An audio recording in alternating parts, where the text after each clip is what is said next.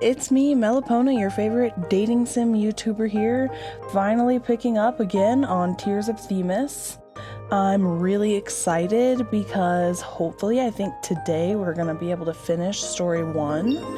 And if we do that, then we'll be able to finally progress and see what's happening in the next story. So I am excited at the progress that we're making. I've got my cat Indy here in my lap purring away.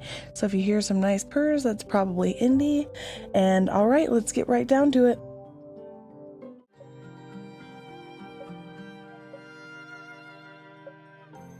Mr. Green, you and Luke are both surprised by Vernon's sudden confession that he was the one who broke the CCTV camera. Mr. Green, you knew from the start that the food poisoning incident was deliberately caused by someone, didn't you? And that someone is none other than Pedro. Vernon walks to a table and sits down without saying a word. Grandpa Vern, why are you still trying to protect that ungrateful scum? You've been too kind to him. You give him an inch and he takes a mile. Winnie, what did Mr. Green tell you?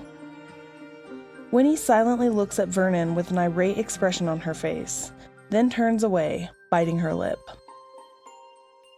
Other than a long sigh, Vernon shows no sign of wanting to tell you the truth. His strange behavior reminds you of the family photo and Pedro's photo on the bookshelf. That's it. Pedro's the one who looks like the boy in the photo. Could that be the reason why Mr. Green's hiding the truth? Mr. Green, forgive me if what I'm about to say is too personal. We had found photos of your family and Pedro on the bookshelf. Are you protecting him because he resembles your son? Vernon looks up at you in surprise and then lets out another long sigh. How did you know? You hand Vernon the photo you found on the bookshelf. The boy in this photo is your son? Yes, he was our only child, Peter. What happened? 27 years ago, Peter was 18. He had just been accepted to Stellus University, his dream school. He wanted to celebrate by going on a trip. It was a happy occasion, but there was a car accident. Peter never returned. Penny and I started helping impoverished students to cope with our loss. It feels like Peter's dream of university lives on through them and their hard work. However, Penny never recovered from our son's death. She passed away 2 years later. I'm so sorry, Mr. Green. Penny loved to cook and left behind a recipe book. I quit my job and opened this restaurant so people can enjoy her cooking. Pedro was a part-timer here. He wanted to work while studying for college. He really reminded me of Peter. Every night I saw him studying in the kitchen after work. I couldn't help but want to give him a hand. To me, he's different from all other students I sponsored. Sounds like the Pedro back then was a good and honest person. Of course, it's not his fault that he poisoned the water. Delicart forced him to do it. I'm just gonna take a break right now for a second to say that Grandpa Vern's story is breaking my heart. Like, slowly but surely I'm being shattered by how sad this whole story is. Delicart forced him? How do you know? It all began when he started working for that company last year.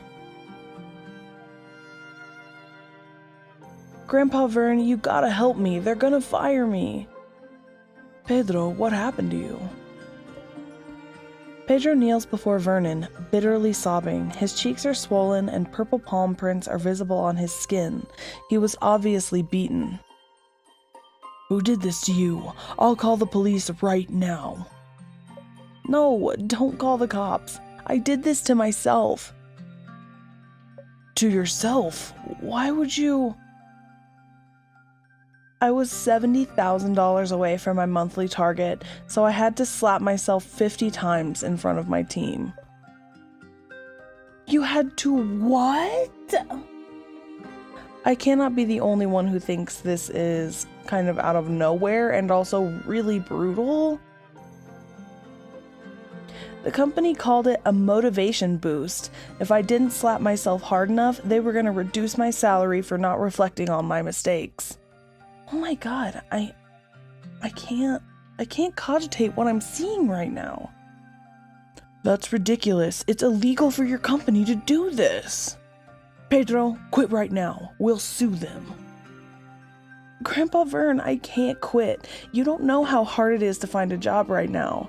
I finally graduated from college. I can't go back to doing manual labor.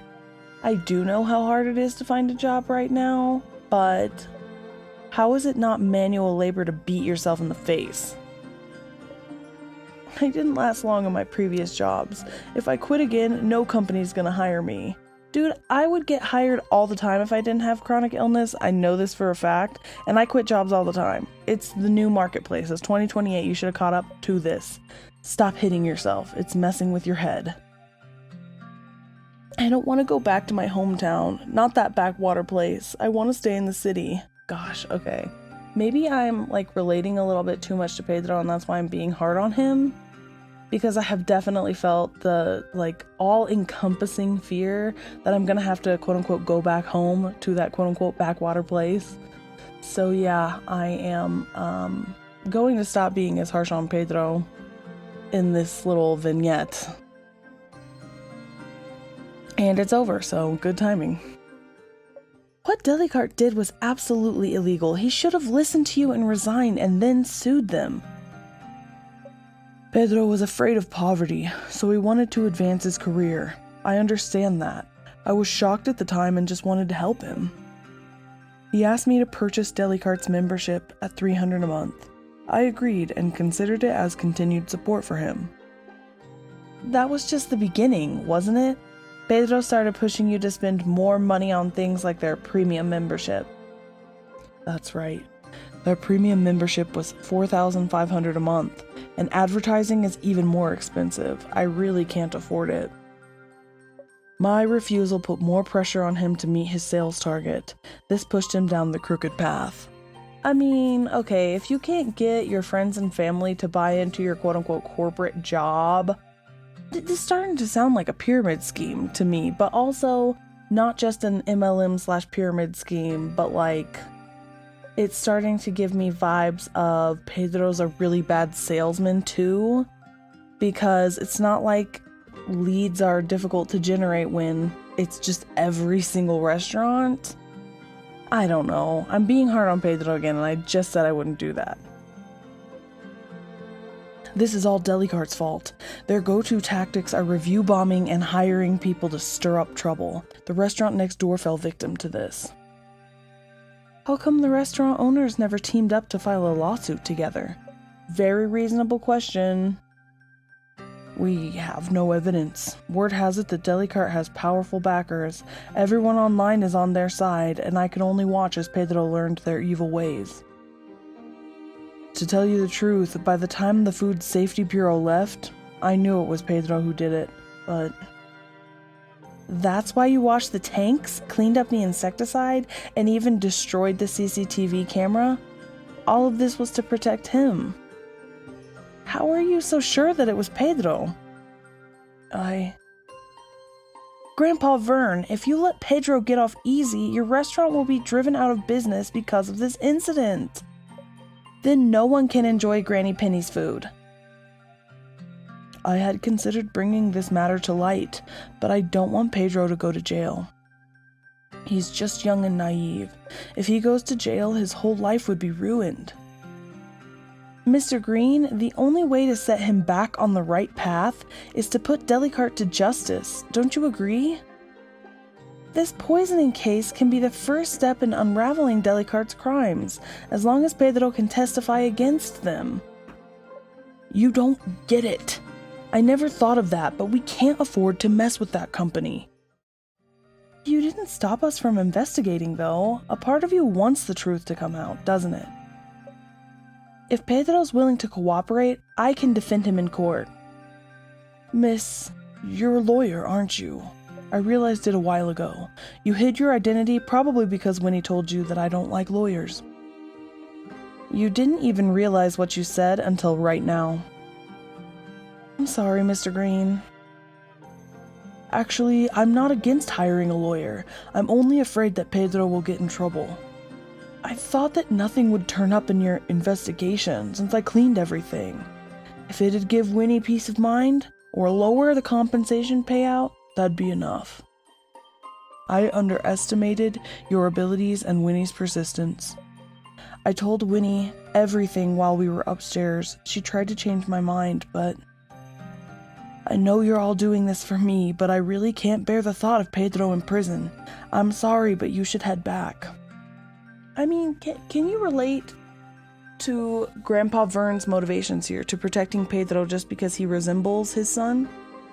Is that a relatable thing?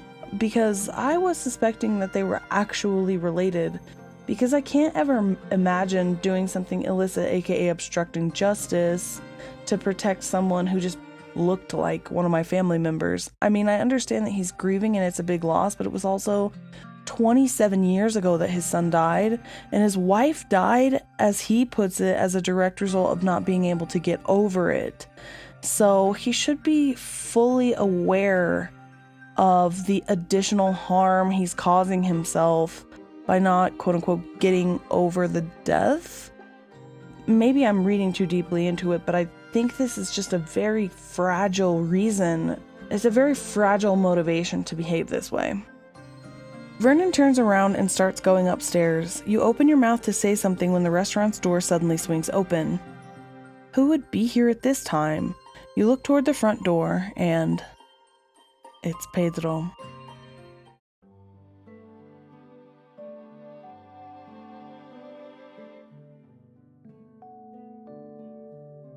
Upon seeing you and Luke inside with Winnie and Vernon, Pedro freezes for a moment, but then he sneers. Oh man, what can you do even with a lawyer? You're up against Balder, the best of the best. You can't win. Why not save yourself some money and buy the premium services from me? See, Grandpa Vern, he's gone completely off the deep end. Pedro. Vernon is not in good health. Worried that Pedro might become rowdy, you start to step in between the two. However, Luke places a hand on your arm and gently squeezes it. Don't rush. He winks at you and flashes something from his pocket, a recording pin. Finally, somebody with some brains. Okay. Too often in scenes like this, nobody's recording what's going on, and I'm always like, why aren't you recording? And I get really mad about it. So the fact that Luke just brought out a recording pin is like reason number 17 why I stan Luke Pierce. Does he think Pedro may get emotional and reveal the truth about everything? That would be helpful. Pedro, why won't you resign? You ought to know that what you did was against the law. Yeah, you poisoned a bunch of people. Against the law? Which law did I break? Do you have any evidence? Of course we do. What happened at this restaurant wasn't a food poisoning accident, but a case of deliberate contamination. We found a receipt showing that you bought a toxic insecticide. What do you think about that? Pedro sees the evidence you and Luke collected on the table behind you, and his expression immediately changes. You got some nerve, old man. Aside from lecturing me endlessly, you're also forging evidence. What a two-faced geezer. You say you care about me, but now you're pulling this crap? What a hypocrite. Pedro, how dare you call Grandpa Vern a hypocrite? What did he ever do to you? Cut the crap, like you don't know. If I didn't look like his dead son, he wouldn't have encouraged me to go to college and stay in Stellis. Does he know how hard it is to relocate and survive here? Forget buying a house and settling down. I can barely earn enough to cover rent and food in this hyper-competitive city. So you're not just blaming the economy for the failings of housing. You're blaming Grandpa Vern for helping you? What a twisted man. You know what? I don't regret being mean to him before. I'll be meaner. He forced me into this situation, so he should be held responsible. Besides, isn't it natural for a father to give his son money to support his career? No, it's not. You're truly beyond reason. I'm being equitable. If he buys my company's services, he can promote his businesses and I reach my target. What's unfair about this? But he'd rather play the hero and throw his money at bottom feeder students. Look at where that got him. Do you see any of those students helping him now? Not a single one except you. But you're only here because you need his money to get through college. This is karma for him being such a hypocrite. How about it? Buy our premium PR service and I can hit my target. Everyone is shocked by Pedro's shamelessness. Me too. I am shocked. This is the weirdest sales pitch I have ever heard. Vernon stares incredulously at Pedro, deeply wounded by his words. I wouldn't even be hurt at this point. I would just be confused. Grandpa Vern! The quiet restaurant is suddenly filled with the sound of Vernon's rapid breathing. He clutches his chest and kneels in pain. Oh God, oh God, oh God. You and Luke move to check on Vernon, but Pedro suddenly makes a beeline for the evidence on the table. Luke swiftly seizes his wrist. Ow! Let go of me! Pedro's face pales from the pain. Unable to free himself from Luke's grip, Pedro swings his free fist towards Luke. Luke blocks the hit and twists Pedro's wrists.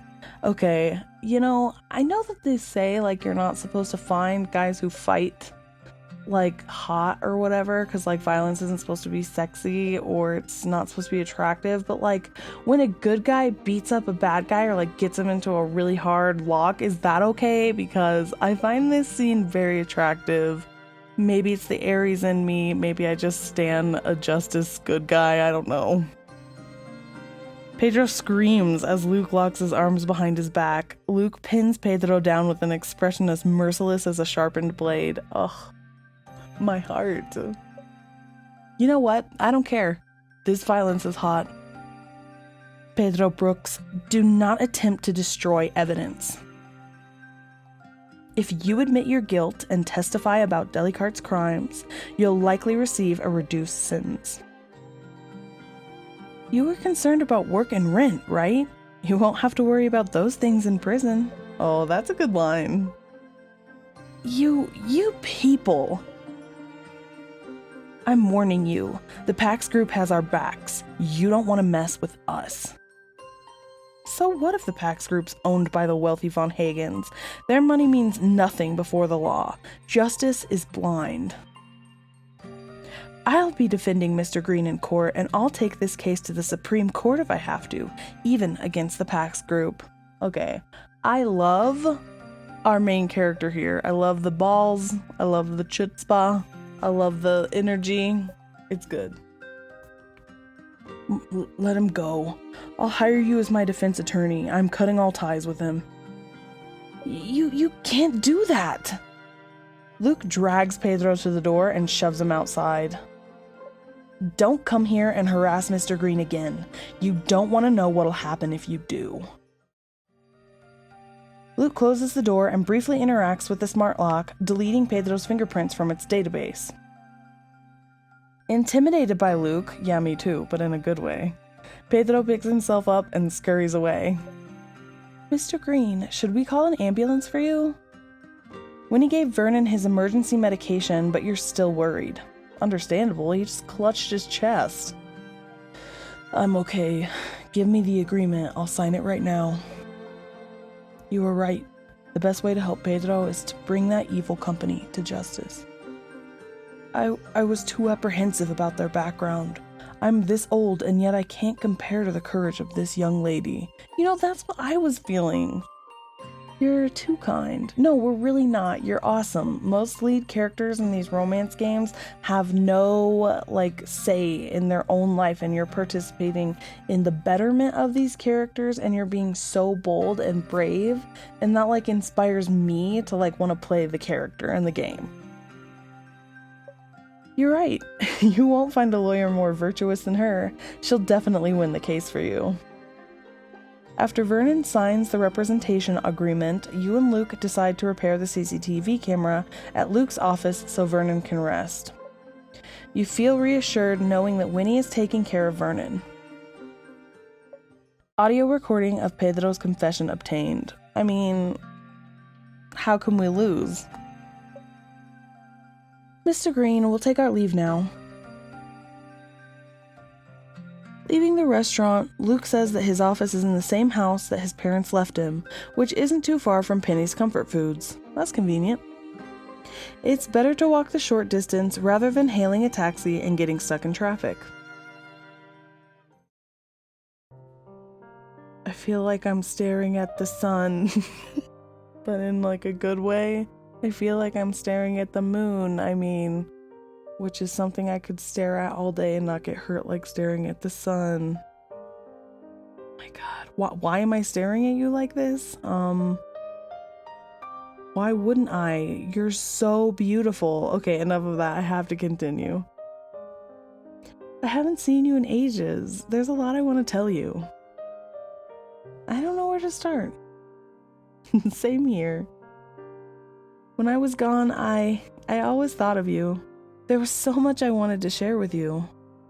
But now that we've reunited, I feel that there's no need for words as long as you're all right.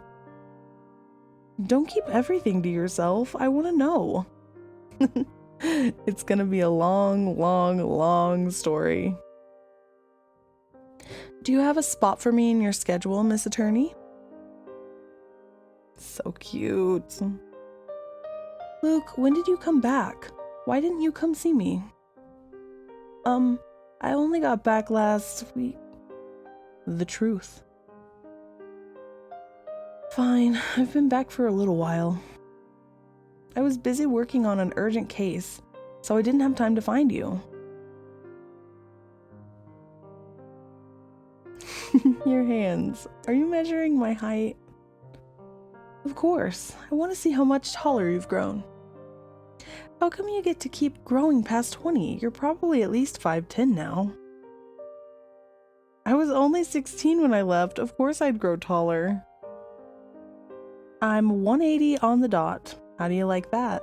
Oh my goodness, his little wink. I can't stand this story. It's too cute. I'm having a cuteness overload.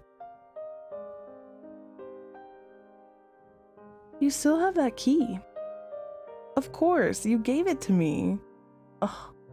The creators of the game, how are they going to create a romance that rivals this? I mean, we haven't seen Artem in like 18 episodes, and we're supposed to take him as seriously as Luke? Maybe this is the last time we're going to see Luke for a while. No, I don't want to think about that. I don't like it. Compared to before, your skin is tanned now, right? You know how I always wanted to be tan. I hated being called pale. I was actually gonna say that you're still as pale as ever. Haven't you been doing lab experiments all these years? How do you tan in a lab? Would it kill you to play along, calling me out like this? We're almost there. My agency is just up ahead. This will be my first time in a detective's office. Looking forward to it, Detective Pierce. I promise not to disappoint.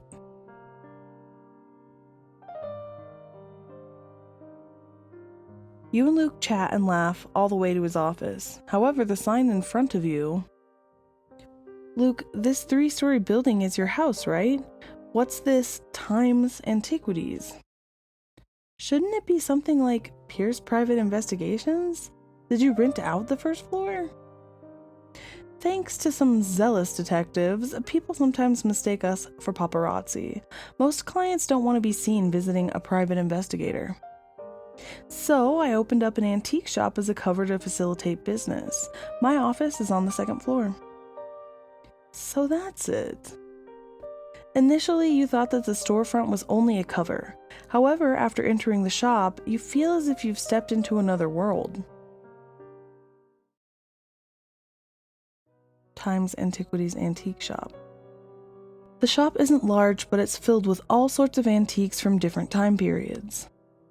A striking clock faces towards you.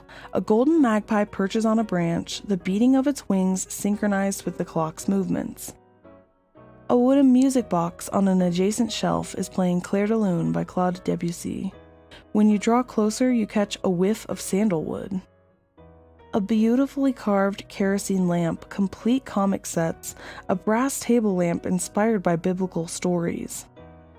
It's as if you've traveled back in time from the current year, 2030.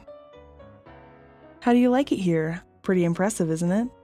They may not be true antiques, but items from last century have a certain charm to them. This is all your collection? In a sense, I might keep some, but I'm safeguarding the others until their true owners discover them. Each item contains its own unique memories. They have a storied past and a future waiting ahead. I love this take on antiques. I also love antiques. Luke walks to the counter. With a press of a button, the ordinary counter morphs into a high-tech workstation. This must be the youngest item in the shop. Give me 10 minutes to get the memory card out. You can even time me. Okay then, starting from now. That's cheating. I haven't even gotten my tools out yet. Your exaggerated motions of starting a timer on your phone urge Luke to hastily break out his toolbox from underneath the workstation. Oh my goodness gracious. Okay, who's the devil who decided to animate it from this angle where we're under the table looking up at him? Because all I can picture is like where we would physically be to see him in this lovely pose. It's so silly. Luke is silent as he concentrates on the task at hand. This reminds you of him studying in the library for a competition all those years ago. The Luke before you is no longer the excitable and impulsive youth from your memories. He has grown into a mature and reliable man. Basically the two best qualities in a man. Is this the result of 8 years worth of study? I hope so. Suddenly you feel a bit sad that you two missed so much of each other's lives. I would too. You know, that's a really reasonable feeling. How are your parents? I haven't had time to visit them ever since I came back. When I was in university, Mom and Dad were recruited as researchers to a secret research project like you. Secret research projects are common, I guess, in Stellus. Luke's hands abruptly pause. Secret research project? Yeah, no contact with the outside world allowed. They still regularly send me holiday postcards and money, though. I don't know when they'll return, but they're both research fanatics. I think they'll be fine. So maybe that's why Luke was placed with them? Because they were training him for some secret research? Luke seems relieved after hearing you say this, and he resumes his work.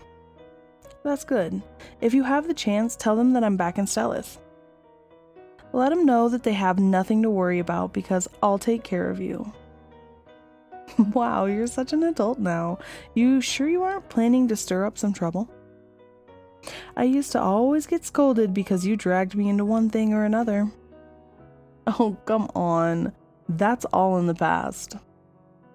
All right, mission accomplished. How long did it take? 7.5 minutes. You're amazing. I don't falsely advertise. You take the memory card from Luke and insert it into your tablet. The surveillance footage shows the restaurant's front door. According to Mr. Green, Pedro could have only poisoned the water between 6:30 and 8 a.m. when no one was in. You fast forward to the target time frame and play at double speed. Sure enough, Pedro appears on the video. There he is. He entered the restaurant at 7:28 and left at 7:43 a.m. That's more than enough time to commit the crime. In the video, you see Pedro putting his hand into a bulging pocket which most likely holds Insecticide 330. However, due to the angle of the camera, the surveillance footage doesn't show Pedro actually committing the crime. Front door surveillance video obtained. The video captured not only Pedro, but the worker who delivered the tank of spring water, as well as Vernon and his caretaker leaving from and returning to the restaurant. This last part of the video shows Vernon destroying the CCTV camera after the Food Safety Bureau staff had left. Mr. Green must have suspected Pedro's involvement due to Delicarte's track record and his pressure to meet his target. He's probably not familiar with technology or only remembered the memory card was still inside after breaking it. Also, he didn't know details about the crime. He probably thought Pedro put the insecticide only into the water tank, which must be why we found so many clues. We collected quite a bit of evidence today. I'll need to organize it all for us to use in court on Wednesday.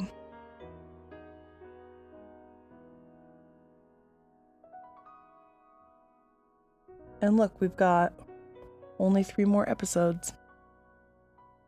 So Luke's helping us organize our evidence, which isn't a euphemism, nor do I think it could be.